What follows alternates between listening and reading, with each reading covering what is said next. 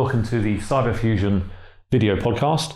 I'm joined today by Tobie from Semperis. Hi Tobie, welcome. Hi Steve. So tell me a bit about your role and tell me about Semperis as a company.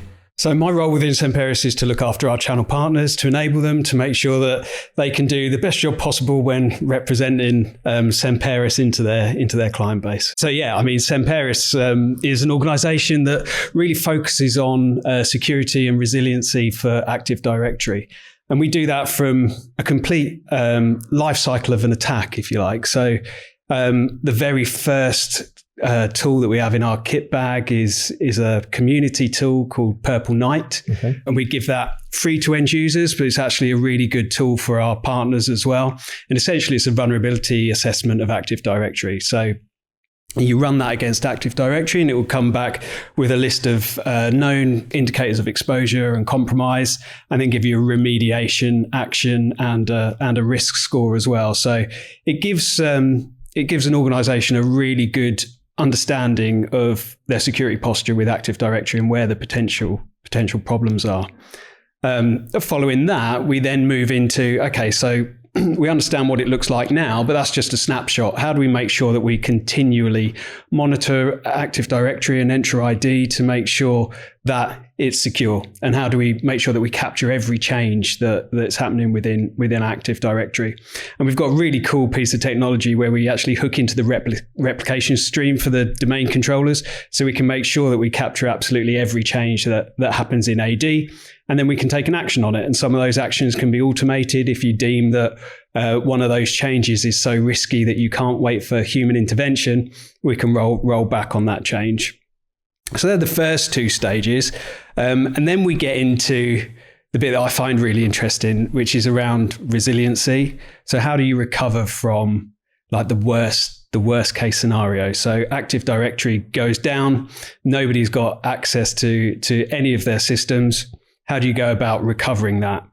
And there's a real big sort of educational piece there for both the partners and for the end users as well, because we'll talk to a lot of organizations who think that they have a really good backup plan. And our first question is, when was the last time you tested it?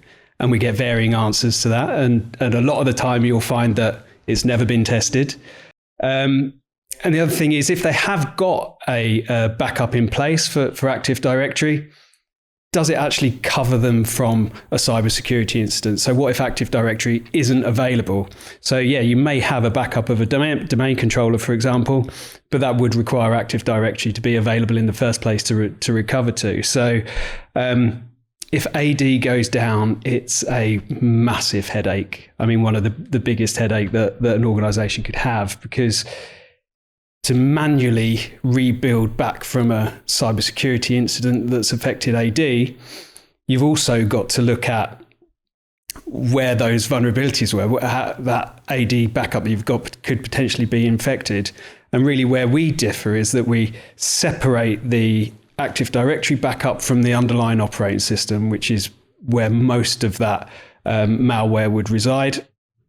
So when we go to recover Active Directory, we can be sure that we've got a clean. You know where you're looking as well. Absolutely, and that's one of the key pieces. When we talk to end users and they say, we've got that backup piece. It's okay. Even if you have got that backed up, then how can you make sure that you're not reintroducing the malware into your environment? There's always a big piece of forensic that has to go with that. Yeah. Okay. And I'm from a traditional cybersecurity background, so we used to just be security, used to just be firewalls. It's tens of years old, and I think over the last 5 years we've seen this new tranche of technologies coming. So identity, governance, Active Directory. Is that because threats have now focused more on those areas? So Active Directory has suddenly become a massive target for threat actors? I think it's always been a target, but the fact is that Active Directory is 24 years old, and it is like the soft underbelly for an organization. I think I mentioned earlier that Microsoft has actually given some security patches coming out in 2025's release. So that's the first time that's been done in a long while. Our organization, when one of our founders, Mickey, started about 13 years ago, I know that he was questioned about why you putting some resiliency and building a security vendor around a technology that's 12 years old. And here we are another 12 years after that, and it's still out there and it's still being used in, like I said earlier, in hybrid environments. Active Directory is still kind of the fundamental identity store in most organizations. And you look at some of the other technologies that come downstream from those fundamental identities, and they are the likes of identity and access governance products, privileged account management tools. They all take their original identities from Active Directory. So it's vitally important for an organization. And for something that's so fundamental in the running of an organization, what would people have done historically without a product such as Semperis? So it's a good question, because if you were to look at Microsoft's guidance, it's a manual process. It's a 28-step process, which is really, really difficult, and requires Active Directory skills. And that's another point to make, is that a lot of organizations don't have those in-house Active Directory skills. And actually, I find it difficult recruiting partners that have those Active Directory skills as well. So there's definitely a gap there in the market. Yeah, and I think we carry a very innovative portfolio of vendors at CyberFusion, and yours has certainly shone through as being a great door opener. Mm-hmm. If I look at the cybersecurity world and partners out in the channel, and channel is key for us, but people are offering firewalls, antivirus, all the traditional forms, but there's a great distinguisher that partners working with you can go, and it's a great door opener. It's it's not every day people are coming to them with something on the AD track. So for us, it's great. What does the channel mean to you, Tobie? So I've been in channels. So my whole cybersecurity career has been spent in the channel. So working in distribution and then moving into vendors and managing the channel for those vendors. It's scalability for us. It's being able to work with an organization that has really strong links with their end users, somebody that's a trusted advisor. We're on quite a journey in the UK at the moment with Semperis. So we're a relatively new team in terms of tenure for the sales guys, and actually the wider organization in the UK as well. So being able to scale is vitally important to us, and being able to do that with the channel is the easiest way to do it. And one of the things that we have to remember, all of us have to remember as vendors, is that those channel partners own the relationships with those end users. So no matter how close we get to that end user, we are very siloed, because we're talking about one specific problem that we're solving. Whereas the partners, so the channel teams, have got a real depth of relationships from procurement, and actually they're able to spot other areas of the business that we might not be talking to that could benefit from the technology. In the sort of 12 plus months we've been working with you, the names we've seen have been real who's who. I've been dumbfounded by the size of the people you're dealing with and the names that are coming through the door, and that's phenomenal. Is there an ideal size customer that this applies to? Is it an enterprise sale?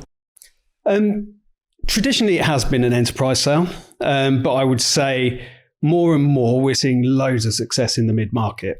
So we had focus on those enterprise sales, and the names that you mentioned, they're definitely in that enterprise tier. But there's more and more guys from the mid-market coming to us looking for a solution. Everybody's got the problem. It's just kind of how big is that problem? Yep.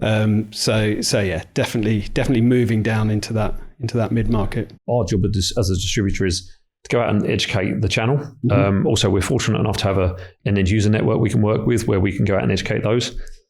But in terms of the partners, do they need any specific skill sets themselves, services, or is that everything that Semperis provide? They just need introduction, understanding, and door opening? So I guess it's a bit of a wider question for me, because there are different types of partners that we're interested in. So we do have those partners that have a have customers that are spending huge amounts of money with them on different products, and and they're on the frameworks that we need to take advantage of. There's also those partners that are highly skilled in either identity or ideally Active Directory and identity. Yeah. So I think those type of customers are the ones that build a business for us in the UK, because that's about education for the end users. And then there's also some of those bigger kind of advisory type companies as well that are out there educating the kind of C-suite on how vitally important it is to protect AD. So yeah, I mean, there's sort of 3 or 4 different partners. All of them have a real specific role to play in our partner landscape. What does 2025 look like for you guys? What do you think is coming down the road, threats-wise, business-wise for Semperis? So I think we've covered some of this earlier when we look back at kind of going back to basics.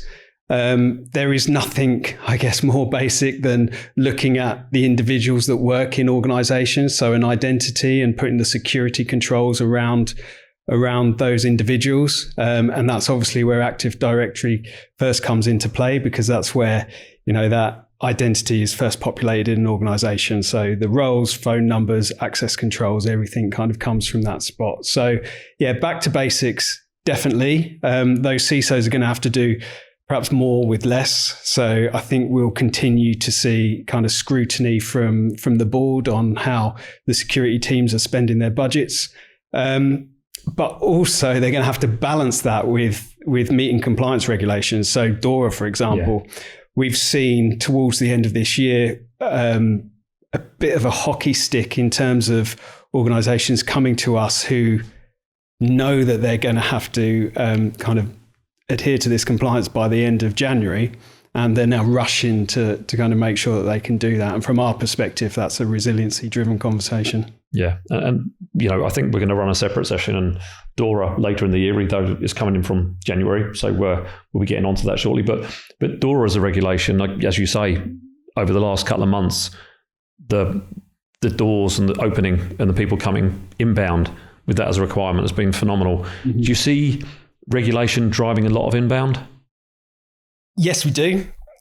Not as much as other markets. So obviously Semperis being a global player, we still kind of look towards the US being almost sort of 18 months ahead in terms of some of that compliance stuff driving the business. But yeah, we are seeing that now in the UK. So yeah, DORA especially, and things like NIST2 as well, is going to kind of accelerate the conversations that we're having. Okay, that's good to know. And we're working very closely on our end user network. So I know you're always supporting us doing those things. What's the messaging to the sort of CISOs from Semperis? Is it, from what you've said, it doesn't sound like there's much in place. It's a very manual process unless they go to a technology. What's Semperis's go-to-market messaging for these guys? So I think it's understanding what your recovery processes look like. And then obviously making sure that once you understand that, then getting Active Directory into a known good state and keeping it there is really what the ultimate goal is. I do think that a lot of organizations kind of think they're in a good spot with AD. Yeah. But I would say it's test your backup procedures. And is that backup procedure documented?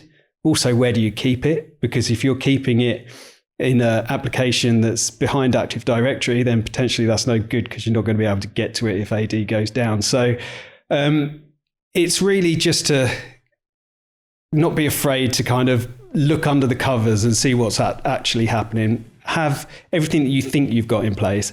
Have you got it in place? And is it working as you'd expect it to be? Yeah. And this Purple Knight tool, as you say, the free tool that Semperis offers to the market, can help you validate all of that. Yeah. I mean, that's a great place to start.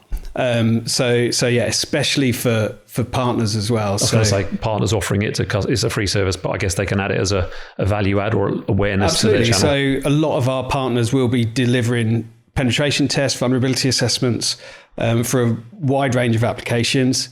So expanding that into Active Directory makes sense. It's just another value that partner can add to its customer. Fantastic. All sounds very good. Well, Tobie, thanks very much for joining us. Semperis will be running through a lot more of the proposition over the next 12 months, deep diving into the technology. But for now, thanks very much. Thanks, Steve.